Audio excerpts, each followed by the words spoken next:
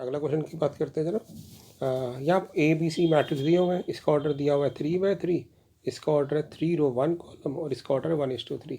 पूछा कौन सा पॉसिबल होगा। तो देखिए बेटा 3 ये रो और इसके कॉलम, ए के कॉलम और बी की रो सेम आ रही है, तो ए भी तो पॉसिबल है, राइट। पहली ऑप्शन करेक्ट हो गई।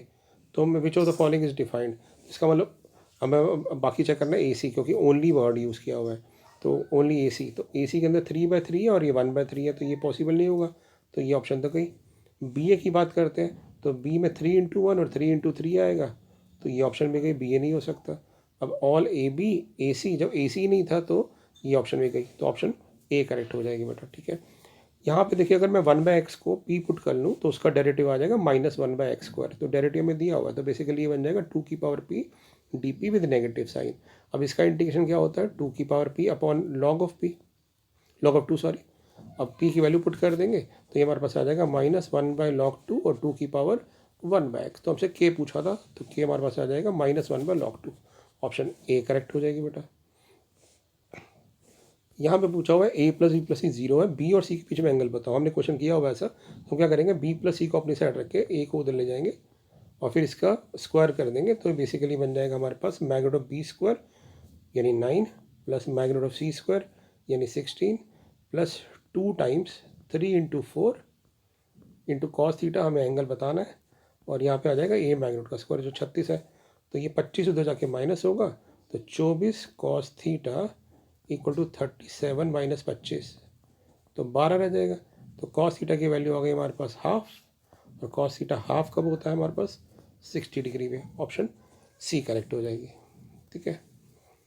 लीनियर इक्वेशन का क्वेश्चन है, इंटीग्रेटिंग फैक्टर पूछा है हमसे, तो यहाँ पे जो हमारे पास dx/dy आएगा, बहुत कॉमन क्वेश्चन है। dx/dy हमारे पास आ जाएगा x/2y प्लस 2 से 2 कट जाएगा हमारे पास, y² बच जाएगा। तो लीनियर फॉर्म क्या आ जाएगी हमारे पास, dy/dx - x/2y।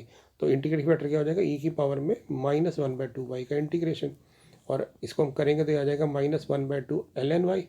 इसको सिंप्लीफाई करेंगे तो e की पावर आ रहा है ln y की पावर -½ यानी 1/√y। तो 1/√y हमारे पास आंसर आ जाएगा इसका। तो ऑप्शन नंबर बी करेक्ट हो जाएगी बेटा, ठीक है ना।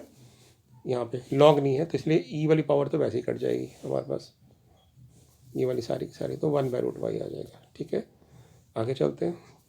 स्केलर मैट्रिक्स है, तो हमें पता है कि ये वाली वैल्यू 0 होनी चाहिए। अब आपको वैसे y से मतलब नहीं है, बट y अगर आप निकालना चाहे तो 7 ही आएगा, बट क्योंकि x 0 हो गया और हमें पता है किसी नॉन ज़ीरो की वैल्यू पावर 0 हो जाए तो 1 आ जाता है। ऑप्शन नंबर बी करेक्ट हो जाएगी। ये क्वेश्चन अभी हमने थोड़ा टाइम पहले ही किया था प्रैक्टिस में। यहाँ पे पूछा गया कि ये हमारे पास ऑब्जेक्टिव फंक्शन है, तो हमने कहा था इसको कि ना हम 9 कॉमन ले लेता है 2x + y। अब इसमें पूछा गया मैक्सिमम कहाँ आ रहा है, मिनिमम कहाँ आ रहा है। जब 2 और 74 2 पुट करोगे तो इस पर आ जाएगा हमारे पास 9 को, तो आप देखो ही मत क्योंकि कॉमन है, तो 2⁴ + 72 तो 76 आ जाएगा अंदर ब्रैकेट की वैल्यू। 15, 22 पुट करोगे 15 दूनी 30 और 20, तो यहाँ पे आ जाएगा आपके पास 50, और ये पुट करोगे तो 80 और 50 95। तो इस पे मैक्सिमम आ रहा है 40,15 पे मैक्सिमम आ रहा है, और मिनिमम हमारे पास आ रहा है 15,20 पे। तो ऑप्शन नंबर सी करेक्ट हो जाएगी बेटा।